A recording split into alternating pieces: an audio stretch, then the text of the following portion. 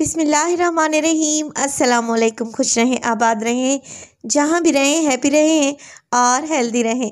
तो मैं हूँ फ़ाइज़ा और वेलकम करती हूँ आपको चटपटे पकवान में। इस सर्द मौसम में और गैस की लोड शेडिंग में अगर कुछ अच्छा करारा इंस्टेंट और मज़ेदार खाना चाहते हैं तो फिर मेरी इस रेसिपी को आप लोगों ने एक दफ़ा तो लाजमी ट्राई करना है। झटपट और आसानी से बन जाने वाले कबाब इंतहाई करारे, लजीज और ज़बरदस्त हैं। सॉफ्ट तो इतने हैं कि आपके मुंह में घुलते जाएंगे। तो आज मैं बनाने लगी हूँ कच्चे कीमे के बेहद मज़ेदार से कबाब। रेसिपी ज़रूर ट्राई करें। रेसिपी अच्छी लगे लाइक कर दें और चटपटे पकवान को सब्सक्राइब भी कर लें। तो एक चॉपर में लिया है मैंने आधा किलो का बीफ का कीमा और इसमें डालूंगी हाफ टेबल स्पून अदरक और लहसुन का पेस्ट और एक मीडियम साइज़ के प्याज को रफली सा चॉप करके डाल दें।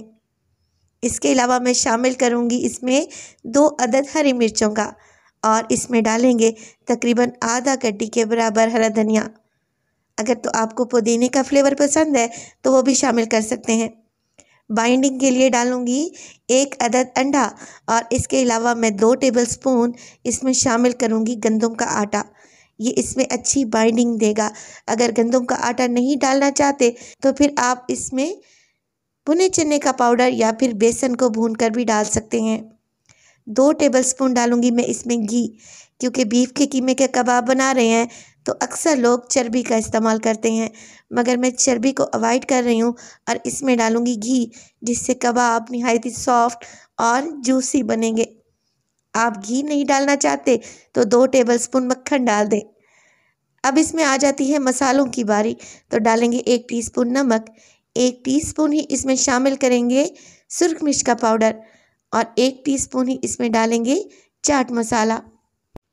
ज़ीरा पाउडर इसमें शामिल करूंगी 1 टीस्पून और 1/4 टीस्पून डालें इसमें काली मिर्च का पाउडर, 1/4 टीस्पून पिसा हुआ गरम मसाला और 1/4 टीस्पून हल्दी।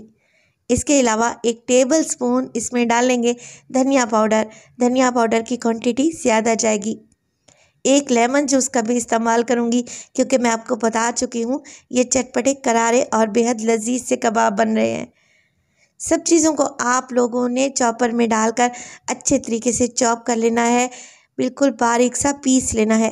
अगर आप लोगों के पास चॉपर नहीं है तो कीमे वाली मशीन से 2 दफ़ा कीमा निकलवा लें और फिर सब चीज़ें इसमें डालकर मिक्स कर दें। तो कीमे को आपने बहुत ही अच्छे तरीके से पीसना है। तकरीबन 3 से 4 मिनट के लिए चॉपर को लाजमी चलाएं। अब देखें, इस कच्चे कीमे में मैंने ना ही पपीता शामिल किया है और ना ही कचरी पाउडर। तो आप इसको रेस्ट पर रखेंगे 2 घंटे के लिए, क्योंकि मैरिनेशन में भी कीमा अच्छे से गल जाएगा।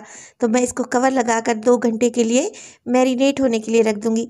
अगर आप इसमें कचरी पाउडर या कच्चा पपीता डालें तो फिर आप इसे फ़ौरन से भी बना सकते हैं। अब देखें, 2 घंटे के बाद कीमा अच्छे तरीके से मैरिनेट हो चुका है, तो मैं इसके कबाब बनाना स्टार्ट कर दूंगी। मीडियम साइज़ के कबाब बनाएं ताकि ये अंदर से कच्चे ना रहें और हल्के से चपटे कबाब आप लोगों ने तैयार कर लेने हैं। तो आधा किलो कीमे में आप लोगों के 10 से 12 कबाब इजीली तैयार हो जाएंगे। यहाँ पर देखें, सारे कबाब मैं तैयार कर चुकी हूँ। चलें जी, अब इन्हें फ्राई करते हैं। फ्राई करने के लिए हमें इन्हें शैलो फ्राई करना है। तो आधा कप ऑयल लूँगी और इसे मीडियम टू लो फ्लेम पे गरम करेंगे और ये कबाब मैं तवे पर फ्राई करूँगी। अब 1 बाय 1 करके कबाब लगा दें आप लोग तवे पर। एक ही वक्त में ये ढेर सारे बनकर तैयार हो जाएंगे इंशाअल्लाह ताला। 2 से 3 मिनट के लिए एक साइड से पकने दें और फिर इसकी साइड को चेंज कर दें। फ्लेम आपने बिल्कुल लो ही रखनी है, क्योंकि कच्चे कीमे के कबाब हैं, ये अंदर तक पक जाने चाहिए। ऊपर से तो फ़ौरन कलर आ जाएगा। अगर आप लोग फ्लेम हाई करेंगे तो ये अंदर से कच्चे रह जाएंगे। आप लोगों को अंदाज़ा हो रहा होगा कि कितनी लो फ्लेम पे मैं इन्हें फ्राई कर रही हूँ। तो अच्छे जूसी और मज़ेदार अगर कबाब आपको बनाने हैं तो आपने लाजमी इन टिप्स एंड ट्रिक्स पर अमल करना है जो मैं आपको बता रही हूँ। बेहतरीन से हमारे कबाब तैयार हो चुके हैं और इन्हें फ्राई करने का टाइम है तकरीबन 10 से 12 मिनट। आप लोगों ने लाजमी इन्हें उलटते पुलटते हुए फ्राई करना है।